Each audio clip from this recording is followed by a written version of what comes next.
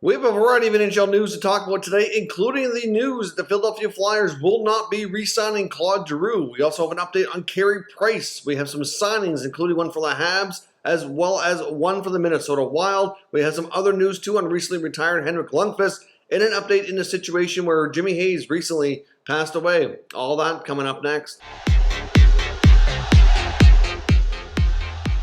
So welcome back to another video here at Top Shelf Hockey. As I mentioned, we have a variety of NHL news to discuss today. A couple of quick updates. First up, I just want to update everybody on Jimmy Hayes. Of course, we know the former NHL player recently passed away at age 31. I know many of us were, obviously very concerned for the family and obviously very confused, wondering what happened because he appeared to be a young, healthy man, right? And the situation, the autopsy has been completed, and the cause of death has not been completely determined. It's still inconclusive at this point.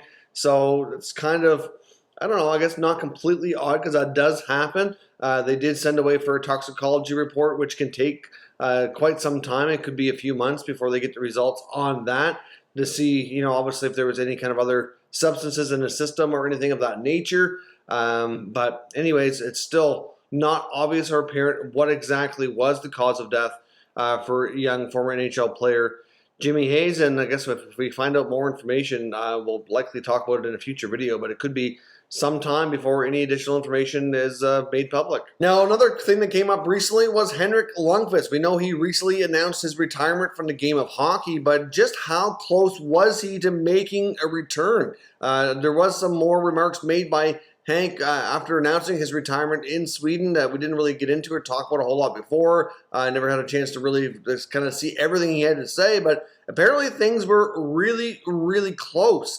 He said he was within a matter of days of returning to the Washington Capitals. Of course, after getting bought out by the New York Rangers, he signed a one-year deal with the Washington Capitals, and then, of course, closer to training camp, was presented with this heart situation where he had to sit out, had surgery, and for the rest from there, it ended his career. But he was extremely close. We've seen the updates that he was posting on social media. He was, training hard, working hard, trying to make a comeback. He did not want it to end this way, but he ended up still having issues with inflammation around the heart, which caused his comeback to be cut short. And then again, he tried to train and get himself ready during this offseason to hopefully sign a contract and come back for the coming season this fall. And again, he was getting really close and then had another setback and started having more issues with the inflammation again. And he just decided that, okay, this is going to keep happening.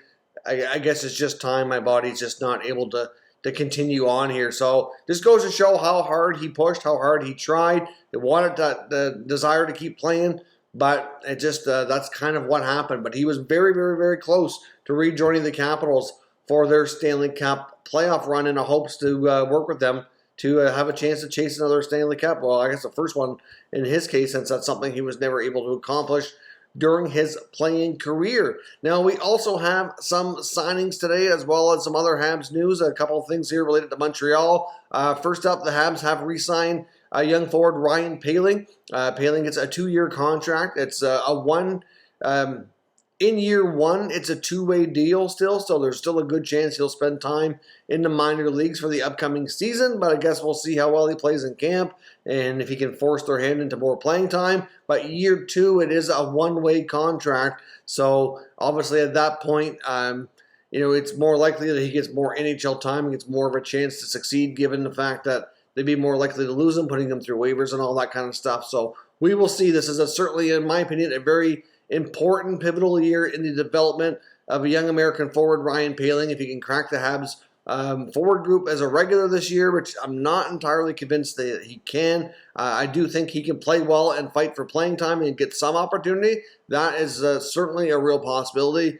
But to be a regular every day, play all the games, I'm just not sure I see that happening here just yet. Now, when it comes to Carey Price, we have news that he's expected to be ready for training camp. And the first thing that came to my mind was, wow, Marc Bergevin and Carey Price really did kind of, not exactly be completely honest and truthful here when it came to the expansion draft around his full health condition. They made it sound like he could be out for an extended time and miss a big chunk of this year, even after the original diagnosis was revealed and that it wasn't going to be requiring hip surgery, because that's what they said in the beginning was hip and knee surgery, and that he could be out for an extended time. So they were really concerned about losing Jake Allen, and because if Jake's gone and Carey's injured, then they're really in a bad spot goaltending-wise.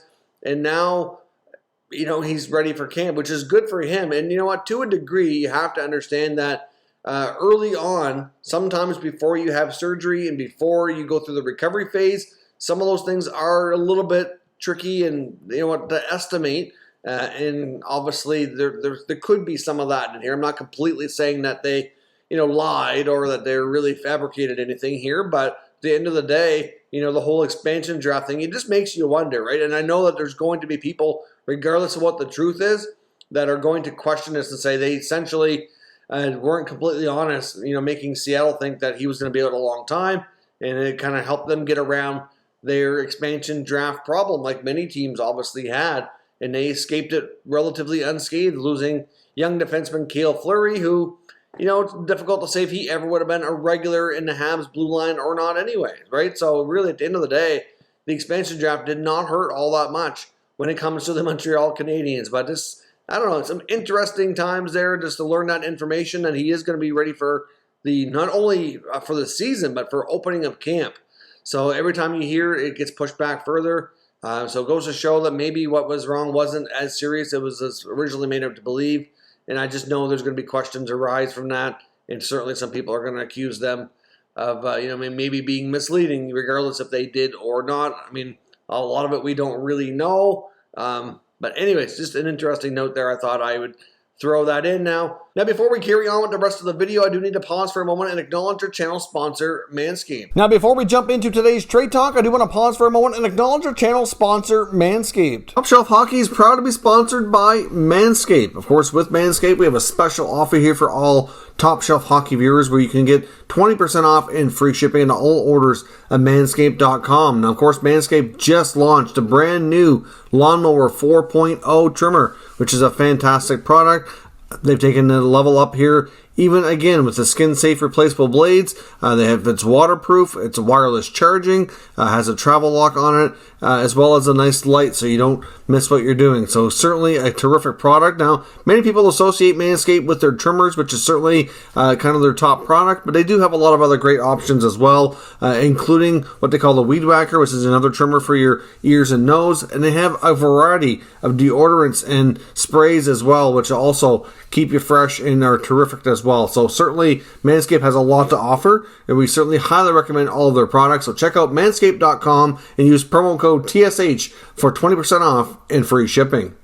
So thanks very much for watching that promotional video. I do want to quickly remind you as well that our merchandise sale is quickly coming to a close. I'm recording this today on August the 28th. The current promo expires at midnight on August the 31st. So I know these hoodies have been selling at a really solid rate. So thank you for your support on that. I'll put the graphic here on the screen. There's a different promo code depending if you live in Canada or the United States. And so that promo runs until the end of the day, basically on August the 31st, so get your discounts while they are available. Now, the other news here today, we also saw another signing with the Minnesota Wild, adding defenseman Jordie Benn on a one-year contract, under $1 million. So your typical veteran contract here. They've added a lot of defensemen. Now, of course, they had some turnover on their blue line this year, but certainly the blue line in Minnesota was one of the things, well, in their organization at least, that saw the biggest amount of turnover. They signed Alex Goligoski to a $5 million contract, which I thought was, a little bit hefty in my opinion, but still something that they felt they had to do on the open market. They also brought in Dmitry Kulikov, and they signed John Merrill, and now they bring in Jordie Benn. And I'm sure that young defenseman like a Kalen Addison's probably sitting back going, what about me? But you know what? It's nice to have lots of veterans around in training camp, and a lot of teams don't like to give their young players, just give them a spot. They need to earn it. They need to fight for it. They need to show that they deserve it, and it's obviously going to present some competition for some young D-men like him to get that opportunity and see where things go. But certainly another veteran addition there to the Minnesota Wild blue line, which has been plentiful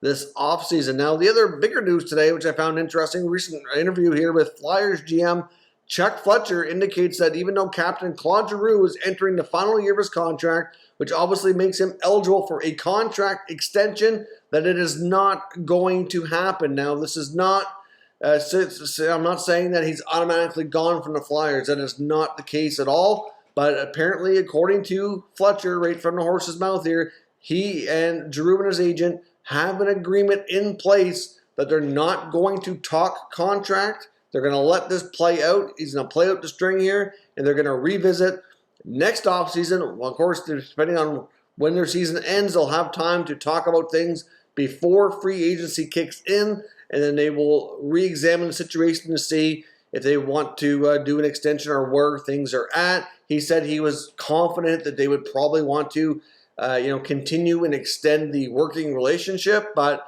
a lot of that, I think, is going to largely depend on how this season goes.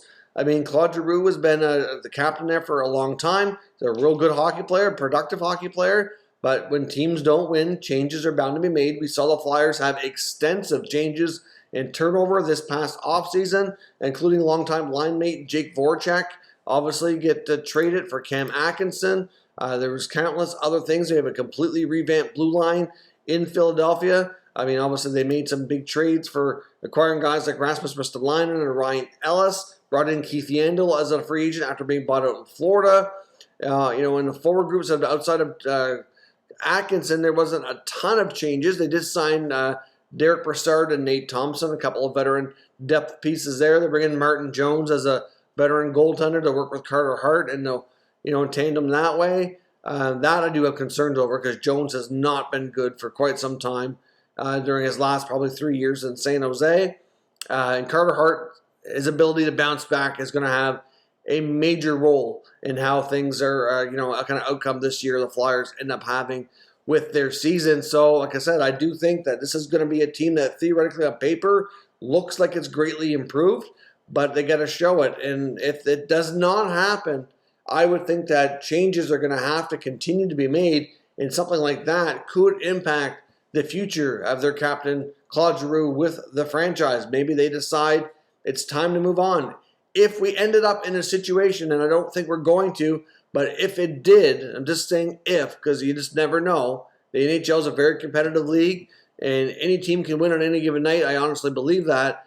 If the Flyers don't have a good year, and we're getting close to the trade deadline, and it's either they're going to miss the playoffs, or it's looking like it's far from a guarantee, or even if it's they're scratching and clawing just to barely make it, then I would say that there's a possibility they could re-examine this and say, okay, you know what, maybe it's time we move on. This is really our only opportunity to trade him to get a return, and they would have that discussion. Now, he does have a no-move clause, so he will fully control that if that is a possibility, something that they want to talk about.